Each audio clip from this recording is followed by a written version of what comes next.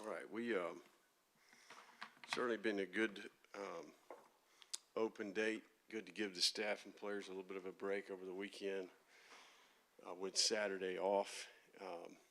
Able to get a little bit of prep last week, to get out in front of a very important week this week. But certainly, just from mentally, I think really good for everybody. But players worked extremely hard last week. I think, you kind of at that midpoint, and I think this time of year in the second half of the year really challenges all the, the self-discipline of each individual, each part of the organization. And I think the key here is that we continue to stay focused on what we know winning football looks like. I think that's what the open date uncovered for us is we understand where we're at, why we have the results that we have, and what we need to do to improve there. So, I think just an unwavering level of discipline and commitment to what we're trying to build here. And certainly starting today, we'll get a little bit ahead here. We'll actually execute a Tuesday practice today with the players, and certain level of intensity and urgency and focus is required. We've got a tremendous amount of respect for the University of Georgia and the football team that they have. Kirby's done a fantastic job going into year 7. They continue personnel, the identity, a lot of players that we're very familiar with. So, defending national champs and the #1 team in the country, right? So it presents a great opportunity, and certainly understanding the history and the tradition behind this game at the same time. So we look forward to it. What do we got? How dirty did you get your hands on the defensive side of the ball during the bye week, and how much are you maybe getting more involved moving forward? Yeah, no, I think with the way we're built and the way we're put together, the way we operate the entire year, I think I'm getting dirty over there all the time, if that makes sense. We're very intentional about how we put our team together, right? This is not like, hey, you guys handle the defense. We'll handle the offense. You handle the special teams. We're very much a team approach relative to playing complementary winning football. So, I think we understand what the issues are, and I think throughout the year we played really good at times, and then we played very inconsistent at times. So I think the key here, what are we looking for? We're looking for all the things that we can control. We're going to continue to focus on improvement. I don't want to make it more complicated than it is, It's technical.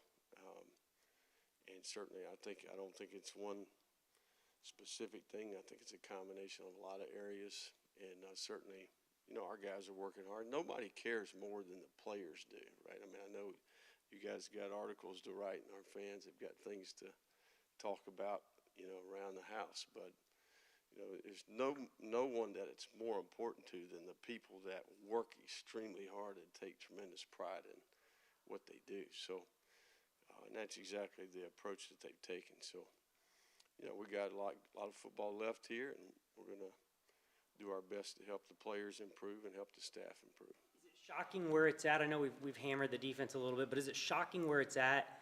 It's historically got a chance to be historically bad here, given that there seems to be some talent. It's not like this is devoid of talent. There's some NFL guys on that side of the ball.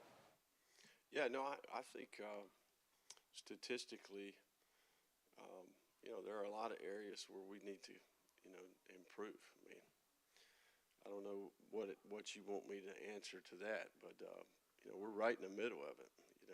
There's nobody that's ignoring the problem. I think we got a group of people that really care about doing their job better, and that's what they're going to try to do. Well, it's been a season of highs and lows, obviously. Where does this game, though, as a measuring stick for kind of where you guys are at right now? I think every game that we played, to some degree, for me, I'm just speaking personally, in particular when you play other teams in our league, right? I think is a measuring stick, right? I mean, and you don't, I don't completely comprehend until I'm out there on the field with them, if that makes sense, relative to where you're at and, what's going to be required personnel-wise, how you put your team together, whatever the case may be, what you need to do that game to position your team to have success. So I think each SEC game, for the most part, has been a little bit of, okay, hey, where we at, and certainly in your division and with a team that you're going to have to play every year. So far, each one of those games, I think, has provided us a lot of good information. This one being, as you said, number one team, top ranked. I mean, this team's hauling in, 5 stars, 5, 6 a year. Right. The talent's immense. Do you kind of see the gap at that point? It's like, okay, this is where we got to get to. Yeah, I mean, I think we all understand that, right? I mean, I think there's work to be done in a lot of different areas, when you're trying to put together a football team, but personnel's part of that, right? I think we all understand the value of acquiring really good players, right? So, and then having a culture and a development plan once they do arrive, right? There's lots of things that contribute to this game. So there's no question the evaluation and the recruitment process is pretty well documented. Not only Georgia, but a lot of teams, right, have done a really good job in those areas. So, and it pays off. We all understand that. Their talent level compared to other teams you've seen? I mean, you haven't seen them yet personally, but as you said, you're pretty familiar with it. It's no question the personnel is really good. There's all the things that we're all from the same tree, right? I mean, the height, length, the verified speed, the line of scrimmage, body types, the edge players, the matchup players. There's no question that they've got really good personnel. During the season, each week is like game prep. You get an off week, you have a chance to make adjustments. Did you see adjustments that you could make, and was this a successful week as far as getting adjustments made? Yeah, I don't think there's any question. If anything, it's just, you're out of the, I wouldn't say we're out of the grind, but we're not on the task at hand. There's time for quality control. We've got a pretty extensive process that we go through relative to evaluating where we're at, areas that need to get better. And then you can evaluate each game and, okay, what contributed to each game? Why'd you win the games you won? Why'd you lose the games you lost? And essentially, that's probably what gives me comfort is we know why we've lost games. I think we know what winning football looks like. And the games we lost, we didn't deserve to win. What would you say are some of those common themes maybe in the losses or even the wins that you guys were able to identify throughout the last week? I mean, it's the same things we talk about up here every week, right? I mean, I think turnover margin, explosive plays, minimizing negatives on offense, conversion downs, red zone touchdowns, covering kicks, creating game-changing plays in the return game. I mean, football's football, right? I mean, I watched a bunch of games this weekend. It's the same game, So, I mean, we know what winning football looks like, and when we've gotten beat this year, there's pretty evident. You guys write about it. You know why we got beat, so it's not complicated. Number one team in the country again. As was before mentioned, a rivalry game. How much do you present this as opportunity, and do you think that can maybe spill over from a motivational standpoint? Yeah, I mean, I don't think anybody that's walking the halls in this building, most everybody understands the things that come with this game. I grew up in the state of Georgia, grew up watching this game. Our players are well aware, right? We've got a good percentage, that have played in this game, and we got another percentage that grew up watching the game, right? So we all understand the history and tradition behind this game. You had more opportunity this past week in terms of recruiting during the open date. Where do you think you guys kind of stand in the 23 class? I know you can't get specifics, but just kind of big picture. I like the group that we've got committed. We need to finish obviously secure the ones we have and then close on a few others, right? So we've worked extremely hard at it, not only the recruitment process but the evaluation process. So so far so good. A lot of work left to do. Critical about approaching 7 weeks, 8 weeks, something like that. So I think a lot of that work has been done and will continue to be done. But it's part of our organization where we continue to get better. I think that we've got a lot of people that are getting more familiar with the product that we have here. We're getting more efficient with our time. We got a lot of new people. It's not just 23s, but it's 24s, it's 25s. I mean, you got extensive work around the clock every phase of the year, right? So all those people are taking a lot of pride in their role and certainly have been effective so far. Billy, on that note, what are your thoughts on players reclassifying? Is there certain positions where that's easier, and what are those conversations like with kids that might be considering that? Yeah. It's hard to believe that that's the case, but I think there's a handful of players out there that are capable. I stayed back in the 8th grade, so when I think about reclassifying, I think about reclassifying the other way, right? I weighed 92 pounds. I'm getting ready to go and be a 9th grader. My dad said, "Hey, you're going to have to stay back, big guy." So grew 6 inches and gained 50 pounds that year. And I wouldn't have played college football if I didn't do it. So we live in a world now where they're trying to go forward. I needed to go backwards. You mentioned the game, growing up watching the game. Have you ever been to a game in Jacksonville, Florida, Georgia? No. So what are you looking forward to the most? I'm sure you've heard a lot about it, from guys on the staff and whatnot. Yeah, no, I think we'll cross that bridge when we get there, But this is why you coach college football. This is why you come to the University of Florida, to play in this league, to play in these types of games. And certainly, this game's been around for a while, right? So I think for me, the week is about, I don't know, I'm quite prepared to answer that question because I'm focused on trying to get our team ready so that we can play with confidence in the game. So, but that's why you come here, these types of challenges. The fine folks of Chatsworth, when I spoke with them, said this is the one game of the year they're not pulling for you. Yeah. So what is that dynamic like? Are you hearing from anyone back home? Do you hear what people are saying? I know your brother, one of your brothers at least, is in town. No, I just think that's why college football is a great game, right? You got this cutthroat, and but no, I think that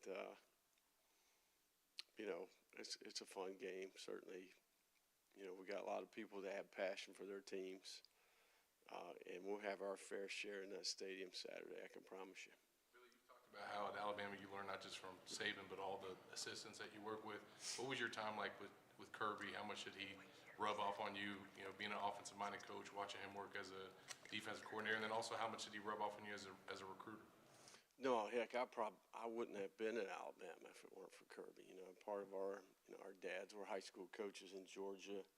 There was some familiarity there, and certainly his influence on that with Coach Saban. He had a lot to do with me being there. I'm always be thankful for that. But Kirby's a heck of a football coach, man. I think you think about what he's done at Georgia. I'm going back and evaluating kind of each year. Year 7, what was year 1, 2, 3, 4, 5 for him like? He's done a fantastic job. I told him that the first time I saw him at the SEC coaches meeting. It just won the national championship, and it's pretty well documented all that goes into that, right? And so he's done it.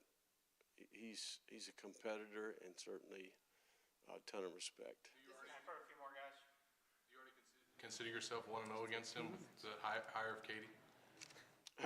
No, I think there's a lot of, heck, we're fortunate to have all the people that we have in our organization. Certainly thankful for Katie. Kind of a full circle game for Anthony. Last year was his first career start against Georgia. How do you gauge his progress through 7 games?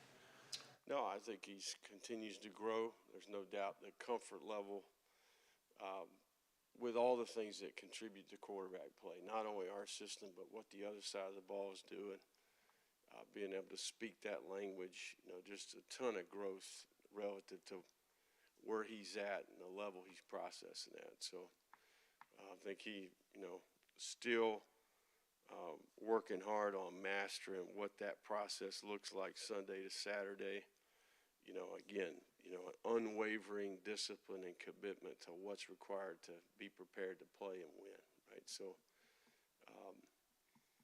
that's where he's at. He's 7 games in, and it continues to get better. Health standpoint, getting the week off, where are you now as far as getting your team back to full strength and getting over some of the bumps, bruises, and tiredness that comes with playing 7 straight weeks? No, I think it was good. I think we will. I'm pretty confident we'll get a handful of players back that maybe didn't participate last week. Cybo in particular is going to be able to participate in practice today. A handful of others that continue to improve. So we'll benefit from it for sure. Back to the bye week and defense a little bit.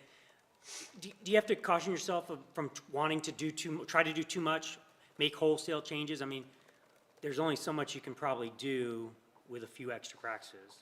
Yeah, no, I think it's a little bit more of identifying the problems, right? What are the communication errors? What are the fundamental errors?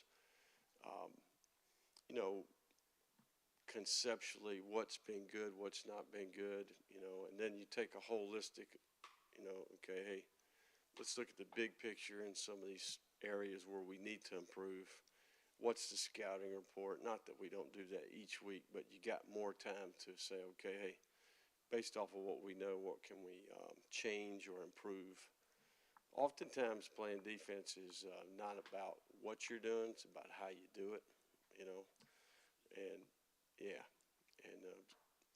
so again, I can't say it enough, it's not one thing, it's a number of things that contribute. We've been through this before, right? We inherited a similar situation in the past.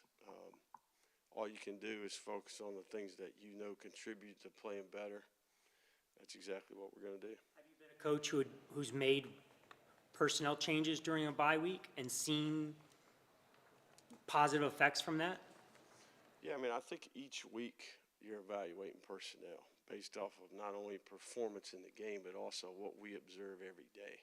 I think there's more than just, that handful of plays that we see on Saturday.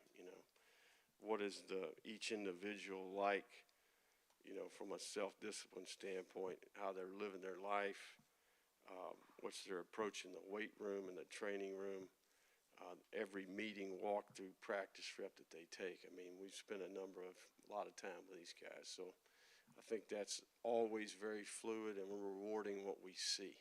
There's a number of players that have benefited from doing it the right way.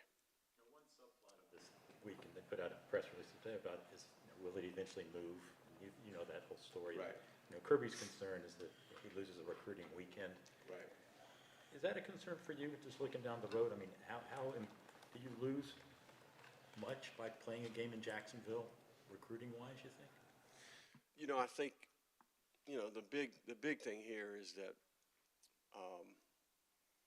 I think maybe for the first time this year, the home team gets tickets maybe. I think we've come to an agreement there.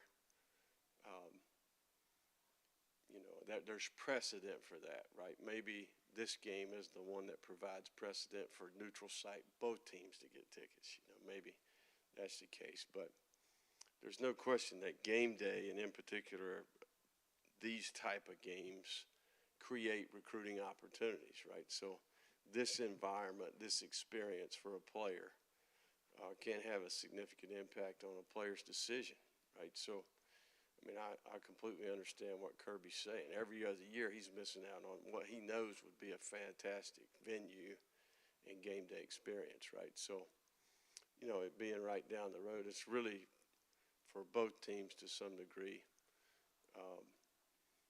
There's some advantages and disadvantages here, but I think we'll continue to put our heads together, not only the coaching staffs, but the administrations, But, you know, this been game, I think 1933, right? It's been played in Jacksonville. So it's a lot of history and tradition there. Lad McConkey. No, heck, I know his whole family, you know.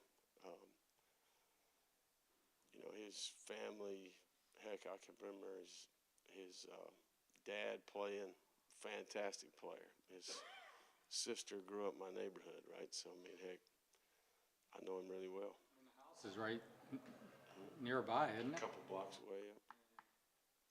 Just time for a couple more, go to Matt and then Alan. Billy, you were talking about Kirby a minute ago and looking at what he's done, just 1 through 7. When you look at the big picture of his career, what jumps out to you? Oh, I mean, I think that there's no shortcuts, you know. I mean, I think that the same things I've said about where we're at, what we need to do. You know, I mean, it's not necessary. It's a good gives you good perspective about what's required.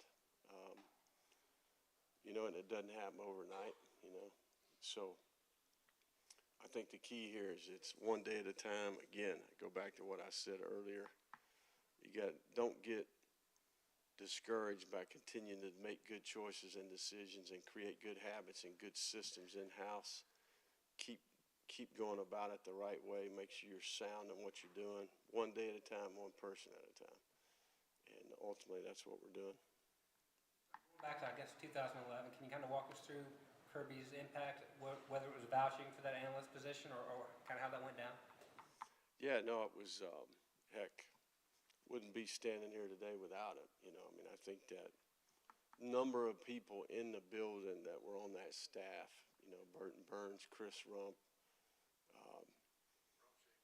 I mean, we had a lot of people in the building that I had prior relationship with. I did not have a relationship with Coach Saban. So Kirby, obviously, we didn't know each other extensively, but because of our dads being coaches, seeing each other on the road, whatever the case may be. I mean, heck, I was 29 or something like that, right? So, I mean, if that had been my first job in college football, I'd have been, blessed and certainly benefited from it for sure. Did your dads know each other or coach against each other?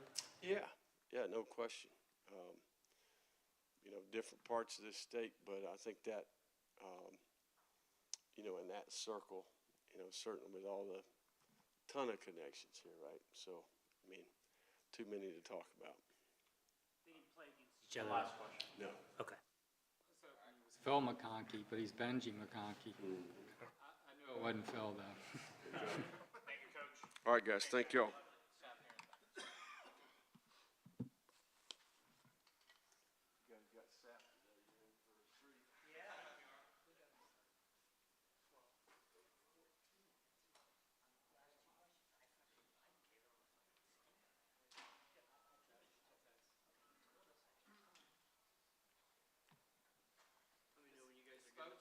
Yes, sir. How you doing? How you doing? How you doing today? All right, guys, we're joined by Tyreek Sapp. Edgar, if you want to start us off. Sure. Fumble. He caused a fumble already.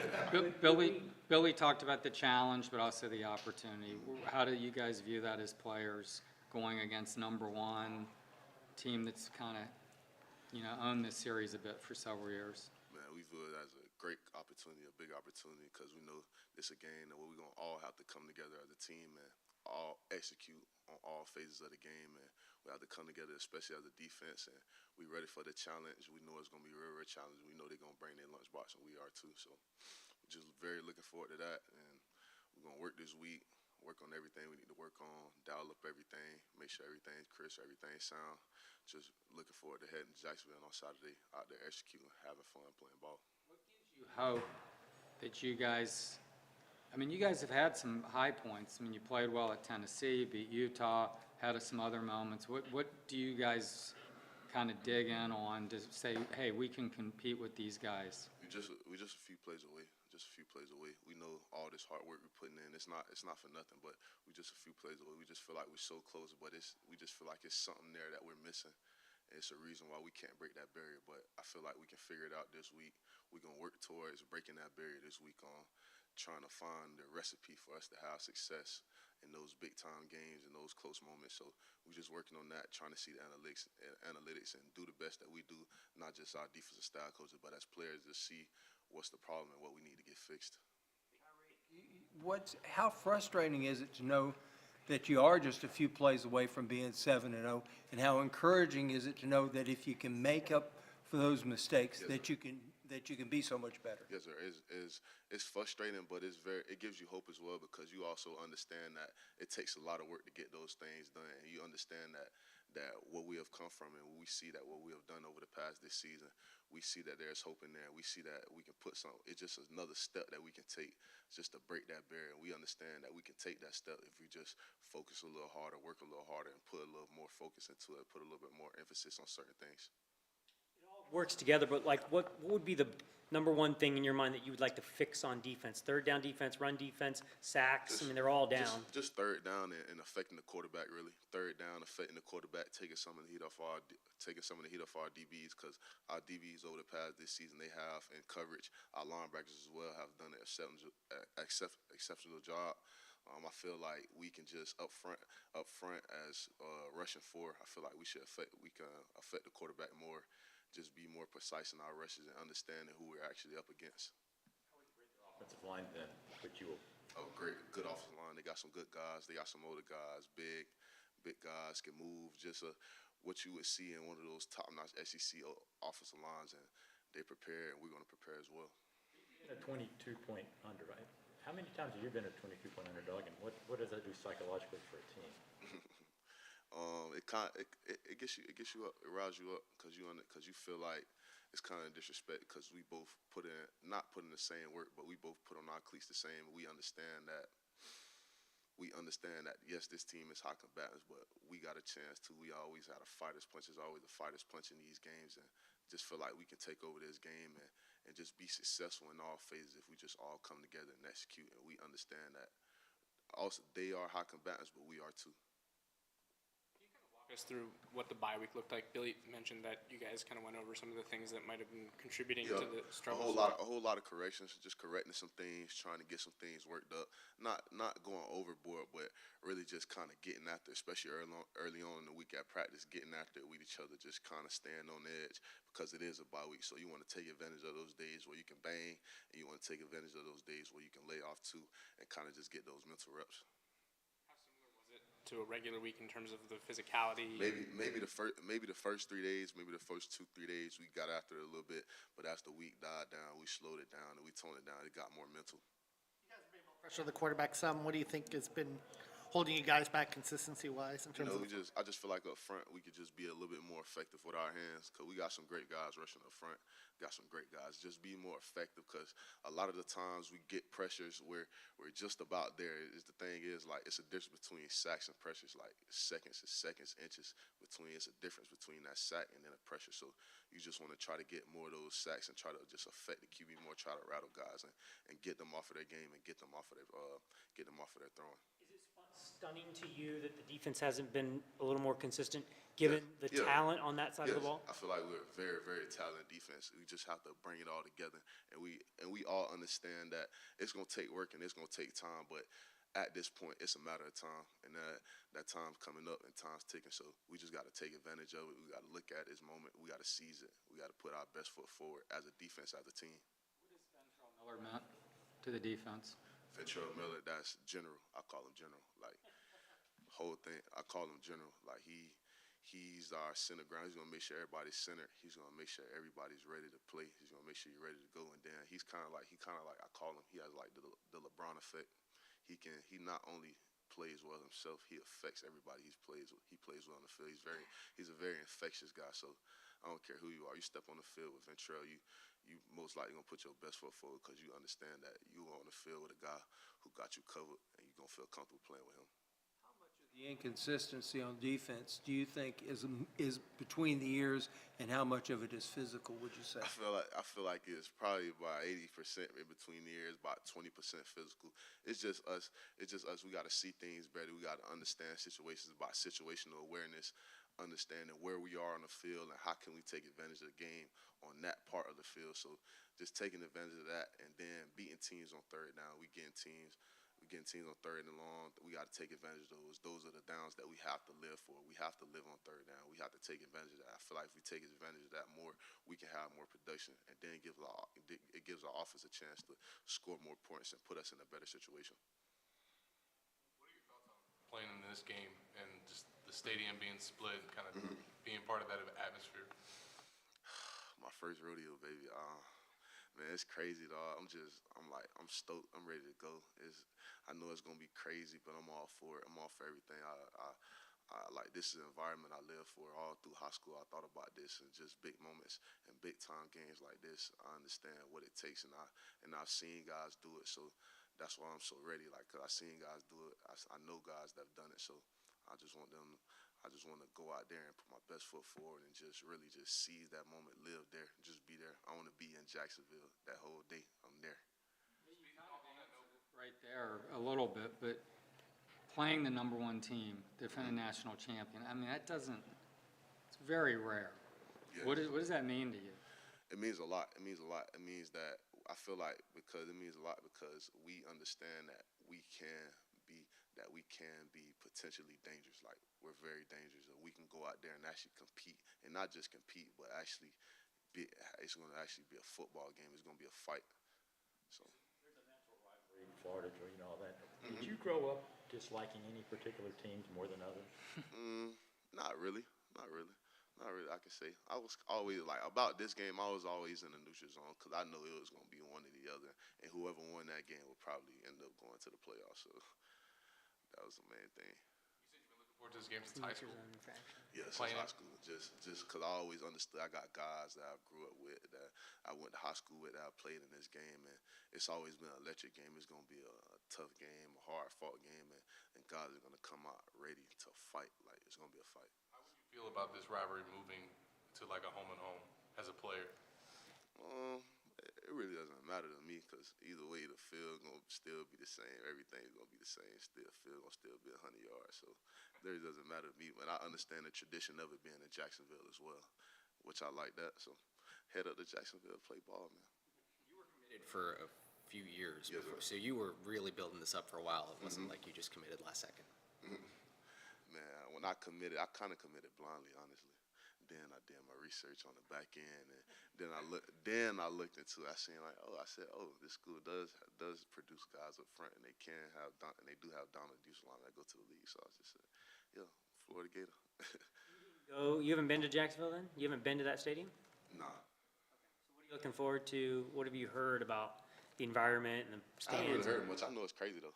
I know it's crazy, but that's what I'm all up for. I understand that environment. That environment has put me in a place, in a state of mind where I feel like I'm happy, a serenity, I'm home. Would you have visited this game as a recruit if you could have?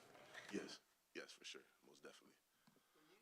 Stetson Bennett, the guy you're going to be trying to tackle, what do you see in him? Because it seems to me like he doesn't make a lot of mistakes, and he's a pretty cerebral guy.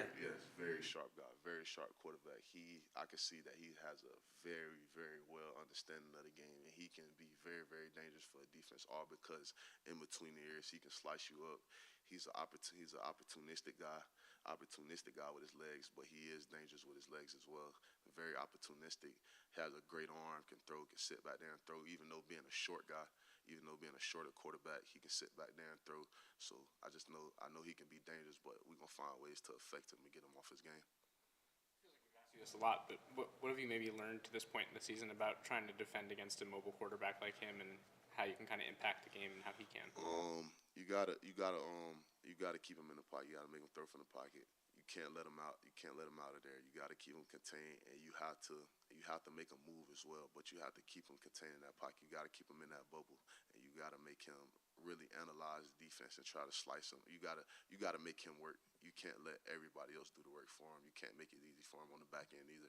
You gotta make the quarterback work. Pressure. You gotta pressure him. You gotta sack him. Put him in bad situations to get him off his game.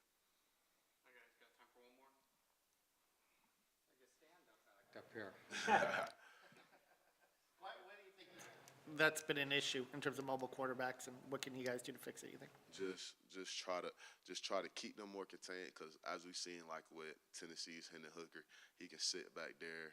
he can tuck it and run it. He's not just a guy that can just tuck it and run. He's very, very effective with the ball in his hands, obviously in the open field. So just trying to contain those guys and get them on the ground quickly as possible. Don't let those QB runs or those scrambles out of pocket.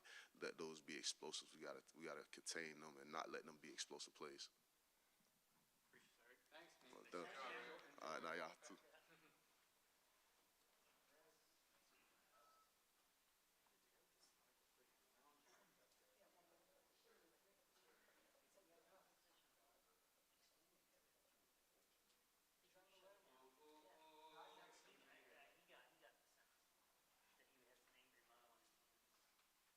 Hey, man, you better bring some energy, man, to follow up on that. Right. Get that Gatorade in the, like, get in the picture, don't you? Is that part of the deal? You gotta get it in the frame? Nah. You guys good in the back? Hey, guys, how'd that deal come about? What does it feel like to be the first Florida athlete to sign an NIL with Gatorade? Honestly, to break it down, I don't even know how they even got connected with those guys. I wasn't worried about anything like that. They just told me we might have a smaller deal with Gatorade. I'm like, Gatorade, like that's crazy. But they told me about it, and like I guess I made history being one of the first. I didn't even know that I was one of the first, but it definitely feels good because it opened up doors for every other athlete that goes here. So we're blessed. Been drinking Gatorade your whole life? Pretty much, yeah. Not as a baby. Oh, no, not as a baby, nah. Hey, Anthony, obviously everybody has the storyline. Last year was your first start against Georgia. The last 2 minutes of that first half didn't go so well. Where do you see yourself now in year 2 of you being a quarterback compared to where you were a year ago when y'all played this game? I feel like I made huge leaps of improvement. There's still ways to go. But just thinking about it, I was actually talking about it the other day. Time does fly. Like, seemed like yesterday it was my first start, against Georgia. I feel like we were doing pretty good until those last couple minutes of the game. But I feel like I made improvements, as a player, as a person. So I'm thankful that I even got the opportunity to start in that game. It was fun just being on that field, with my teammates. It was definitely a huge blessing. So I was thankful for that. That defense had, I think, 4 or 5 first-round draft picks. I mean, how overwhelming was that, just the talent on the field and just dealing with that quality of a defense for your first start? It was pretty crazy. Just thinking about it, that was one of the things, because like watching those guys all year, just seeing what they're doing, seeing how they're stopping offenses from scoring. I'm like, oh, those guys pretty good. Coach Kirby Smart, he's doing his thing. But it's all part of the game. You're gonna have some great players, you're gonna have some not so great players. But you just gotta go out there and play your game. How'd you process that game emotionally? I mean, the big moment you had, and it just didn't go as you'd hoped, and then you got injured. Before the game, I'm not gonna lie, I had a lot of jitters. I was in my head a lot. I was a little nervous. First career start against the #1 defense, so of course I was thinking a lot. And I felt like I was doing pretty good until those last few minutes of the game, first half. But just processing it and thinking about it, it's taught me a lot about football itself, and how to manage the game, and how to take control of the game. So it is what it is now. That was the lesson. Yeah. Afterwards, that you took from it was what? Just managing your emotions better, managing the moment better? Managing everything, the emotions, the moment, the game itself. Just managing everything and just letting it come to you instead of trying to, just force everything. How did you take advantage of the bye week, you think? And what did you do, and how did you improve, you think? Definitely watching a little bit more film, resting up, not getting banged up on the field. But, just using that week as more of a mental week, just getting ready for this game coming up. How have you improved your mental game to make sure that, here in a similar environment, the jitters aren't there this time? Just take what the game gives me, I've started a few games this year, so that's that's one huge, comparison I can make to that. And just letting the game come to me. About the Georgia game during the offseason? Last year I thought about it a lot, because I didn't really showcase what I wanted to showcase, and it kind of created a narrative that I wasn't ready, So I thought about it a little bit during the off season, but ever since then, everybody is going to have a game like that every once in a while. So you just can't let it affect you. About the jitters last year, how long did it take you to get rid of the jitters in the game, or did you ever get rid of the jitters during the game last year? Were they just there constantly? I think they were flowing, up and down. I'll make a big play, they kind of drop, then I hear the crowd screaming again, it kind of rise back up. But I think that was just being part of the moment, and just being a little anxious and being young in that experience. For example, playing in Neyland with 100 and something thousand people, how has that helped you prepare for a game like this? Because that was a game, obviously, with all the people screaming at you, that if you're going to be nervous, that was a game you were going to be. I didn't necessarily think about it like that. That one prepared me for this one. But, like I said, just letting the game come to me, not really worrying about what everybody else is thinking, not really worrying about what everybody else is saying, because that game was a pretty wild game. And, now that I think about it, I feel like that one is setting us up for this one. What do you need to do, and the Gators need to do this week to have a shot at upsetting this team? Just stay focused, keep the main thing, that's doing your assignment, focusing on what you got to do, and just focusing on the win. Do you see, I asked Tyreek, #1, defending national champs, that didn't come around all the time. How do you view that opportunity? To think about it, it's pretty wild, Congrats to those guys for doing their thing last year, congrats to them for doing their thing this year, keeping that #1 spot. But if you get too caught up into that type of stuff, then it'll deter you from the main thing. Take your mind off of what you want to accomplish. So we're not really thinking about them being ranked, us being unranked, or what the history's been like before. We're just trying to be in a moment, like Sal said, and just be in Jacksonville and do what we have to do. What would it mean to win this game, though, just from the whole season, how it turned things around? It'll mean a lot, just to even win. Every win is a big win for us. This one is an SEC game, so SEC win would be great for us. And, just being in Jacksonville and winning that game would be a big win for us. So we're just looking forward to, playing ball. Did you follow the Florida-Georgia rivalry growing up, or do you have any thoughts about what it means and stuff? No, not necessarily. I didn't really follow it much until I got here.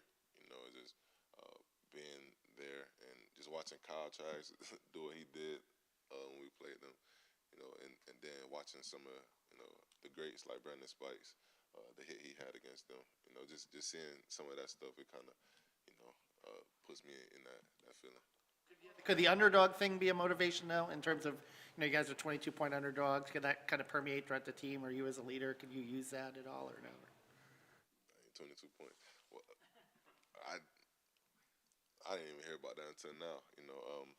We haven't really even been thinking about being the underdog because, we've pretty much been the underdog all season. A lot of people have been, counting us out, doubting us, but that just comes with the territory. Like, we know what we have to do to get back to the top spot. We're going to try to, do that. So we're not necessarily thinking about being an underdog. Sorry, man. That number seemed to surprise you is what I was about to say. You're like 22 points. Yeah, it did. That's crazy. For last year's game, how much lead time did you know you were going to be starting? Was it the whole week, or did McGee and Mullen tell you like Wednesday, Thursday? How much head start did you know that you were going to be starting? If I remember correctly, it might have been like a day or two before the game. They pulled Emery and I in the office and told us that they were going to go with me, and I had to be ready for it. So, that whole week we both were preparing to be the starter. We didn't know what was going to happen, but they finalized it like a day or two before the game. Some guys still get jitters before games. Do you? Are you over that now at this point? Earlier in the season, I did. I feel like that comes with everybody, you know, every game. You know, it's the moment. You know, it's a big moment. You always want to perform to the best of your ability. So I feel like everybody gets jitters, but you know, I try to limit those as much as possible to stay out my own head. Do you have a pregame routine, or do you do anything particular that to kind of zone in or anything like that? Or? Not really. You know, I listen to music every once in a while. Um, Randy, I call him before every game. You know, we talk on the phone, we pray, but that's probably the main thing. Like that, just talking on the phone with Randy and just praying. A lot of people talk about how this team has been so close to maybe getting to where they could be undefeated. You guys were in a lot of games, but some didn't go your way. How close is it that you guys know you can just make a few plays here and you guys can be where you want to be? It's definitely close, like you said. That's just doing your assignment. You know, there's multiple times on the film where you can see there's one guy, you know, not doing what he's supposed to do. You know, including myself. You know, not looking at the signals correctly, missing motions and shifts and stuff, just stuff like that. But you know, just knowing that minor things like that could, you know, potentially change how the season is going. You know, it's definitely kind of crazy to think about, but you know, everything happens for a reason, so we can't just dwell on it like right now. How'd the work with the receivers go? You said you wanted to really work on getting on the same page, so not missing opportunities there. I feel like the work with the receivers going pretty well. You know, that's just chemistry. Yeah, it's just chemistry and, you know, just understanding what we both want. You know, those guys want the ball. I want to get them the ball. You know, so it's just understanding like the spots to be open on the field and understanding the coverages behind it. Our guys will go Zach Goodall and Zach Oliver. You were asked about the talent on Georgia's defense last year and some of the guys that were drafted. What have you seen in terms of the changes on the defense, you know, talent filling in at certain spots, and if there are any differences between, you know, now and a year ago? You know, not much has changed for them. You know, of course they had older guys there, so that's probably the biggest thing right there. Just the age difference, but not much has changed. You know, Georgia, they're great at recruiting. You know, they know how to get guys and put them in the right spot. You know, so their coach trusts them to be in the right spot. And so just looking at the film, there's not much of a difference. You know, they're a pretty good team, same team as last year. What do you feel about this rivalry as a player? Would you want it to stay in Jacksonville? Would the thought of playing at Georgia excite you? Like, how do you feel about the future of it? Honestly, that's a great question. I thought about that before the season. You know, it's pretty cool being in Jacksonville, seeing the stadium split half and half. But I feel like if it was to be put, you know, at the universities, at the schools, I feel like it might give one team an advantage over the other. So, you know, that's just something, you know, food for thought. How much did you consider Georgia as a recruit? How much did Kirby recruit you? I decommitted from here, and I picked up that offer like maybe 3 days later. I didn't necessarily consider Georgia as much. You know, I didn't see myself, you know, fit for their offense. So I didn't really consider them as much, but it was, you know, definitely a thought. You know, just getting any offer, you're like, whoa, like maybe I should go there, maybe I should go there. But you know, just actually thinking about it and putting yourself in that, you know, situation, I didn't really see myself fit for the offense. Too much of a Gator? One more Gator. Who pays better, Gatorade or Gator Guard? I don't even know. You're on both payrolls. Hey, I don't know. Appreciate it, Anthony. Thank y'all.